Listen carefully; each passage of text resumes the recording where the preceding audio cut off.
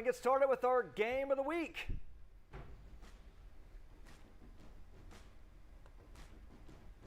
East Chambers, the Buccaneers and the Orangefield Bobcats battling for first place in 3A District 10.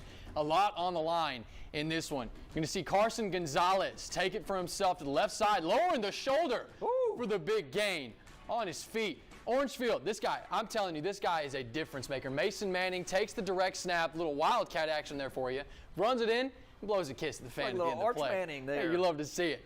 Nakobe Jones takes the direct snap, passes to Ethan Cart for the big gain.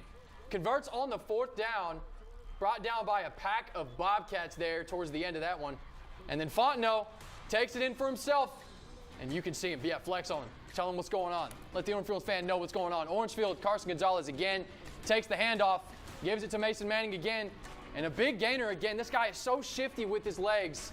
He takes a hit in the helmet. You can see he kind of get a little shaken up right there, but he points. The defender let him know what's going on. He's good to go. Ain't no problem with that guy. Fontenot again takes it himself and shows a lot of finesse for the big gain. Dodging around. Look at him move. Look at this guy go. Kid move. This kid he's intense too. But this is what we've been talking about. Where's the defense? With East Chambers speed, man. They have way too much speed. And then again, we see Gonzalez. He's in the pocket, looks over the middle, and finds his man, Zach Moreau. He's dangerous as well. Big yardage, gets into the end zone for the touchdown, Orangefield. And take a looky here.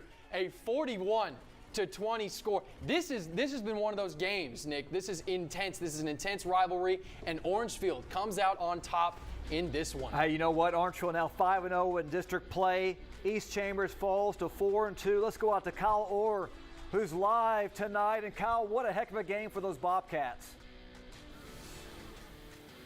A heck of a game. And you know what? They say you learn something new every day. I learned a new term today. Penalty, mustard on the lettuce.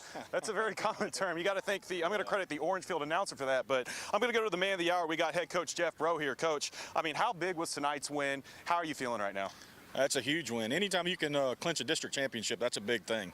That's one of the goals you set every year at the beginning of the year, and to be able to come out and clinch it already with 1 week to go, we're fired up. Kids are excited. I'm really happy for this group, seniors, for these coaches that work so hard. It's a big deal around here. Absolutely. It was an offensive onslaught all game. Now let's go to Mason Manning. I lost count how many touchdowns he had. Now, did he drink literal jet fuel before the game, or is he just kind of a beast as it is? Yeah, he had a huge night, man. Yeah, I'm with you. I don't know how many it was, but he had quite a few touchdowns. A big night. It's back and forth, back and forth. We were close right there at halftime, and then the second half, his first 2 touches he takes for a touchdown. I mean, it was big. I mean, over 100 yards probably with just those 2 carries. But, man, he's been huge for us all year. Absolutely. I mean, he's a really good player. He's got a little burst, a little speed, but he's a physical runner too. But, man, we're glad to have him. Glad to have him back again next year too. Absolutely. You got to give your defense some credit. How'd they play tonight? How do you think? Yeah, man, they did a great job. They flew around and they made the stops when we need to. That's a really good offense. They're explosive. They got a lot of speed. But we really got after them. We really played really well on defense. We just kept getting after it, and made the plays when we needed to make them. Absolutely. Very well said. One final question. What's the plan going into next week? You're going against Buna on Thursday. So what's the plan for that? What's the game plan, man? Yeah, we got a quick turnaround. I think it's our first Thursday game of the year, the last game of the season. And I know we've clinched the district championship, but, hey, we're going to prepare just like any other. We're going out there to try to win a football game and finish off this season and roll into the playoffs the right way. Absolutely. Undefeated in district play. That's got to feel good. Yeah, feels good. Feels good. One more and finish the deal. Absolutely. We're excited. Sounds good. So we got Orangefield beating East Chambers tonight 41-20. Like you said, they are facing Buna on Thursday. So we're very much looking forward to that matchup. Still undefeated in district play.